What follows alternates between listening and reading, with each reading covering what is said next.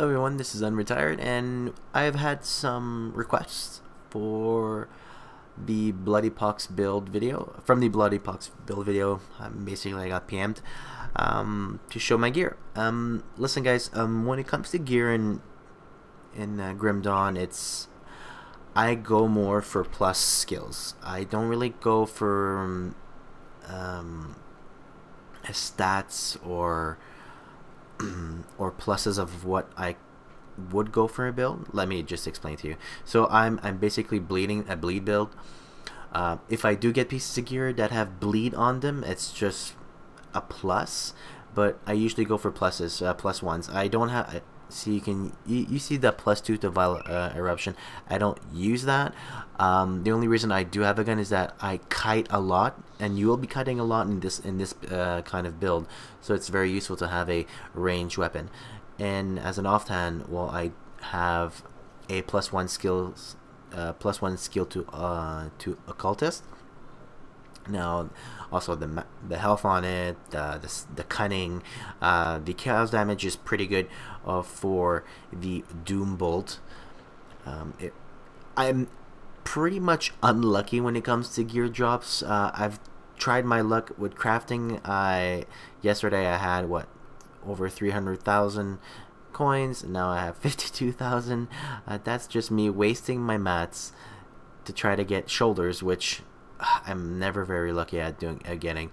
This is the kind of shoulders I have. So cunning, spirit, percentage of cunning, percentage of pierce resistance, which is pretty good against melee mobs, especially in this area of Homestead.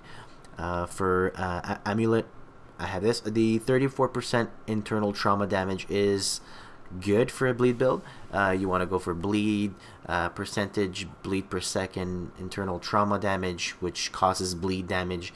At the same time, physique plus physique, I have the plus 3.8 health per regeneration per second. For rings, nothing spectacular. The bleeding damage, again, I do have, which I'm lucky to do have. You know how lucky I am with drops. And for this one, I have elemental damage, physique, energy, offensive abilities, regen for energy and health, and retaliation damage for lightning. As for headpiece, I have a Herald's mask. I used to have a Herald's jacket, but I'll just show you in a second. So physique is pretty good. I like going for physique with Occultist because Occultist gear seems to need more physique than anything else. Even spirit doesn't really matter that much unless you're going for spellcaster type, which would be, you know, Eye of Dreg, but not many people go for an Eye of Dreg, so that doesn't really make a difference. 5% skill cooldown reduction, I like that, especially for my Bloody Pox. Now, when I said I used to have a Herald Jacket, I replaced it by Skin Flare Raiment. Love it. If you're a bleed spec, I highly suggest you try to get this piece, or if it doesn't work, try to get it with trading. 4% reduction to enemy's health, plus 20% vitality damage, plus 16% bleeding damage. I love that. 8% damage to humans, 269 health, 28 offensive ability, regen, energy, and plus 2 to sigil of consumption, which is this right here, which I actually do use. For pants, I have physique, cunning, regen, resistance. The 42% resistance is actually pretty good. I haven't really made up my mind on a relic. For the moment, I have the chaos, poison damage, energy, and poison retaliation. I will most likely change that further on down the road, but I need mats, which I don't really have time to farm sometimes. Chitonian Thread Sash. If you get that, must have for a Occultist, even if you're a hybrid or just pure Occultist. So vitality damage, chaos damage, attack damage converted to health, very good. Fire resistance, chaos resistance, plus 3 to destruction, love that. Now for ribbon, I just got this crappy ribbon, 90 health, plus 2 experience gain. I don't need this anymore. I haven't gotten anything because I'm so lucky. Rift Hound leather boots, +2 to summon Hellhound, which I do have, and I do have points into. If you've seen my Bloody Pox build, I'll link the description in the bottom.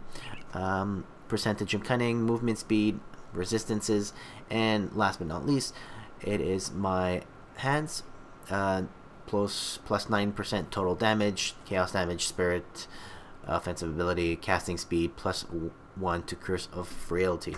Now let me just go show you guys real quick what I meant, why I say that I need a ranged weapon. Let's just go somewhere here. So I'll do this, and I don't really want to get caught that much. See, I don't want to really get caught. I just want to make sure that I have my curse up and I have my Bloody Pox up, and the bleed damage just goes. And I do this, and I keep them going for as long as possible. See, there you go. That skill's not ready. They just love dying.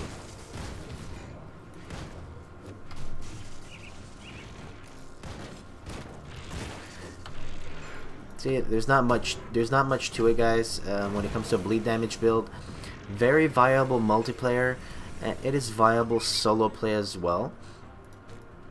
Is it gear dependent? I would have to say yes and no. It depends on your playstyle. If you're going to be playing melee, then yes, it will be gear dependent, because you will be right up there with those mobs. If you're not going to be melee friendly, you're going to be ranged, just like I am. Won't make a difference for gear wise, because you will be kiting mobs. So I hope you liked the video, guys. For those that wanted to see the gear for Occultist, the Bloody Pox build, link will be in the description. If you haven't subscribed, please do subscribe to see more Grim Dawn videos. And again, I'll see you guys next time.